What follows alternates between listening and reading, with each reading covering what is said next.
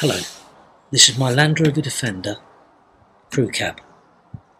Today it's about to get a whole new look. I'm going to remove this hard canvas cover and I'm going to fit the canvas cover that I've had in my garage for quite a while now. So let's see how I get on. I'm obviously starting by removing the existing canvas tonneau cover and the plastic sheet that I've got underneath it.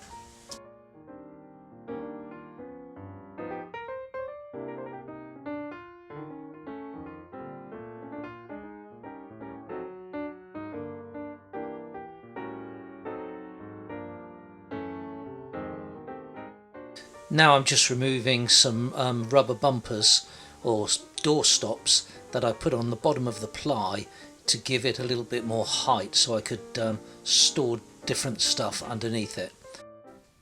Here what I'm doing is just marking where the holes are, where the legs, if you like, of the framework are going to go down through, because I'm going to drill the right size holes through the ply. With the positions marked, I put a pilot hole through the centre of the markings and then I cut the rest of the hole with the appropriate sized hole saw.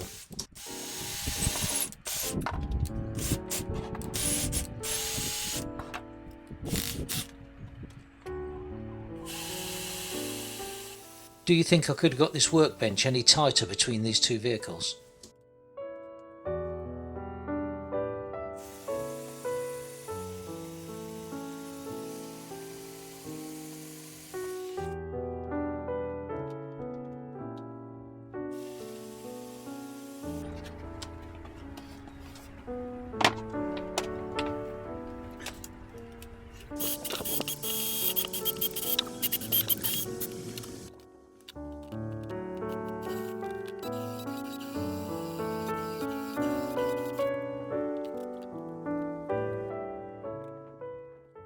At this point I haven't made up my mind if the framework is going to sit on top of the ply or sit directly into the sockets in the capping of the tub.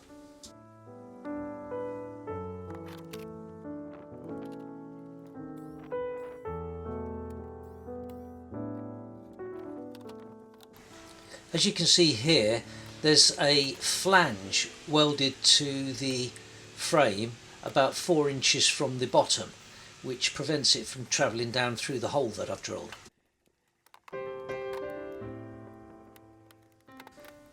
This is the point at which I decide that it's going to be a much more stable structure if the framework sits in its rightful place, the correct place, and the ply then sits on top of that. The ply actually will give the framework a little bit more support. With that decided, I put the rest of the frame together, which is just basically nuts and bolts. In case I ever have to remove the ply, I've made it completely removable even when the canvas top is fitted.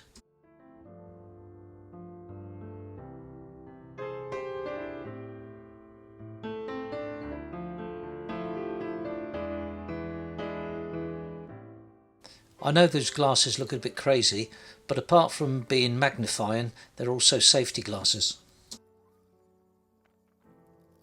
The fact of the matter is, I can't see with them and I can't see without them.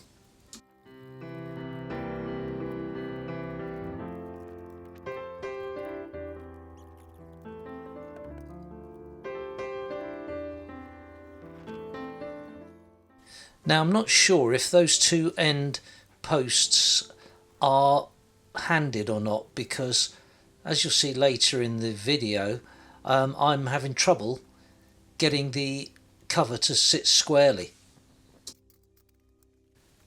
As I said earlier, I've had this cover in my garage for a few years now, and although I've had it out in the sun for a couple of hours, it's still just not quite pliable enough. It's still a little bit stiff.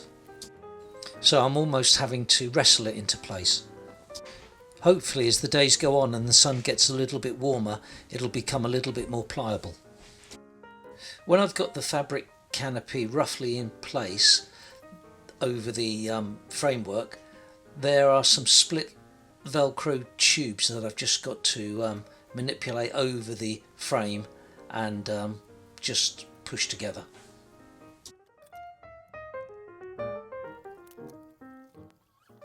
Here you can see that the back door, as it were, or back window, can be rolled up, and then when not being used it can be just secured in place with this ingenious way of fixing it and tying it all down.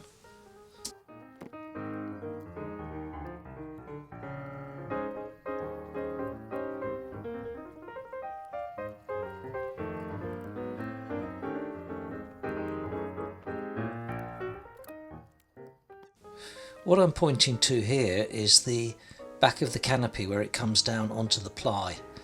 There's obviously supposed to be some sort of gutter. In fact, somebody did email me and tell me that there was some sort of gutter that was made for this type of canopy, but I can't see it online, so I'm going to have to do some sort of improvisation.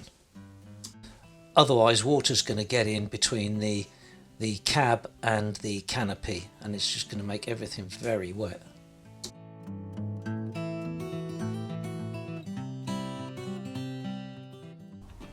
So here's what I've come up with.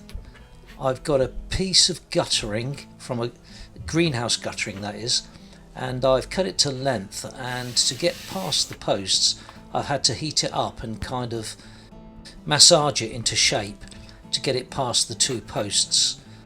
This is just experimental and just make do until I can think of something a little bit more appropriate. But for now, as it's a prototype, I think it should do the job. So here it is in place, and I'm securing it with, please don't judge me over this, with some black duct tape for the time being. Here you can see the back of the fabric sits quite nicely down into it. Now, I'm not saying this is the finished article. It's far from perfect, and I'm not sure that I really like the look of it, but it is a means to an end.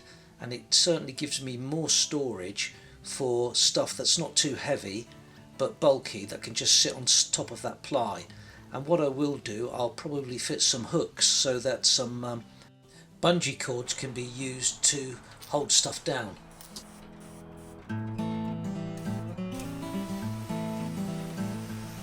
So it's the next day, and I've been working on the Land Rover, but I've been doing a different job, and I've had to hose down the drive. So what I thought, as I've got the hose out, in actual fact the minute I got the hose out it started raining, I thought I'd just spray the canopy over to see if there are any leaks, and just to see how the guttering works. So here I'm trying to simulate rain, and I think it's working really well. The water seems to be running out of the ends of the guttering quite well, and there doesn't appear to be any water inside so far.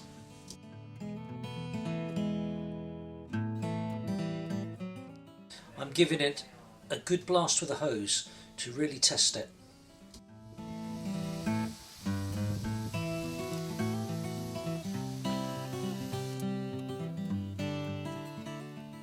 Here's a view from the inside, and you can see there's no sign of water ingress whatsoever, and the back of the canopy is sitting quite nicely down into the guttering.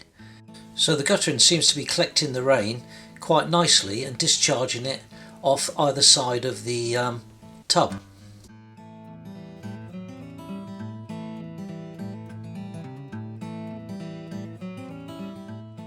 However, after it had been raining for about an hour, I came out to the vehicle, and I noticed a pool of water on the top of the ply. It's not anything to do with the guttering that I've put in, but there must be a hole in the top of the canopy, which I'm going to have to sort out when it stops raining. It's probably going to be an easy fix, but I'm going to reserve judgment until I've actually had a good look, so I can establish where the water was actually coming from. So that's it, another job done. another step closer to another road trip. My wife will be pleased.